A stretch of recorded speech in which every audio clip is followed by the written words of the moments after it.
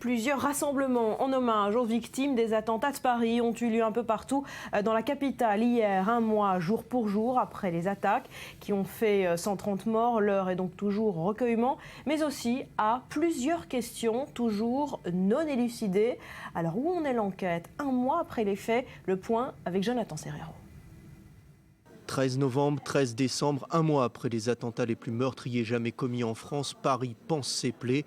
Malgré l'état d'urgence, l'enquête, elle, peine à avancer.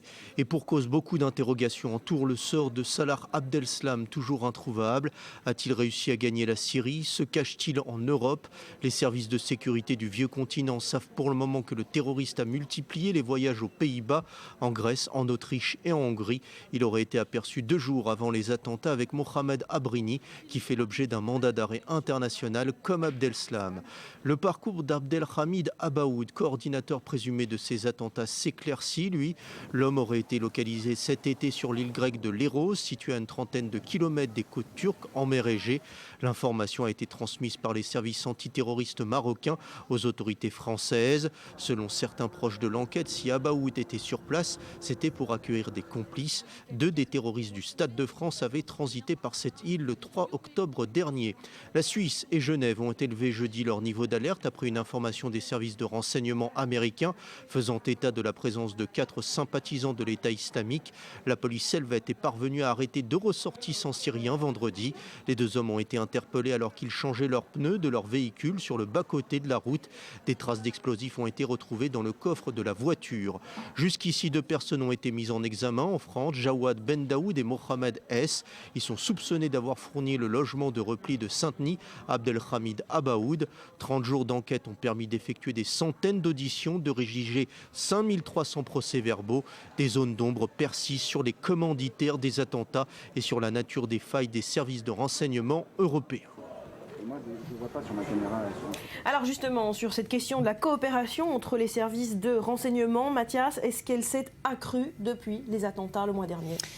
Bonjour Barbara, plusieurs exemples nous montrent que oui, même s'il faut rester prudent. J'en ai choisi 3 de manière plutôt subjective. D'abord, les alertes lancées par Israël et par la France au soir du match de football entre l'Allemagne et les Pays-Bas. C'était le 19 novembre dernier et on le sait, une alerte qui a permis l'évacuation du stade. Et puis Barbara, récemment, Jonathan en parlait à l'instant, on parlait de la Suisse. La Suisse, c'est cette photo, vous allez voir, de 4 islamistes qui a été diffusée par la CIA. D'ailleurs, le tweet est bien clair, c'est la CIA qui a donné l'alerte aux autorités suisses et qui a permis donc d'élever le niveau de sécurité aux autorités helvètes. Depuis, 2 personnes ont été arrêtées. On parle également du Maroc et de la France. On le sait, c'est le Maroc qui a donné l'alerte sur la présence possible d'Abdelhamid Abaoud sur le sol européen. Alors justement, un mois après les attentats, où en est l'enquête? Il reste des questions toujours ouvertes.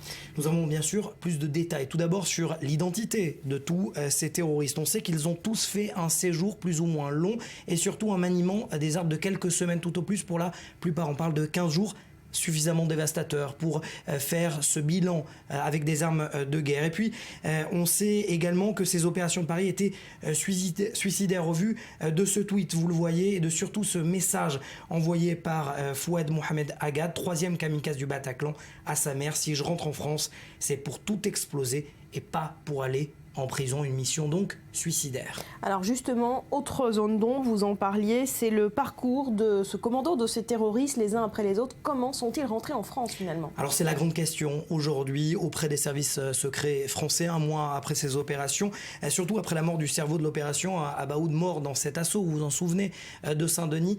Qu'a fait Salah Abdeslam, qui est toujours recherché? Pourquoi ne s'est-il pas rattaché au groupe du commando qui était à Saint-Denis? Comment a-t-il pu rejoindre, si c'est le cas, la Syrie en très peu de temps?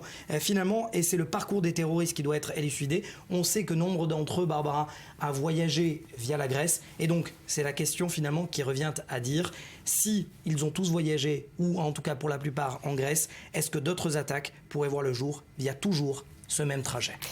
Merci Mathias pour ces précisions.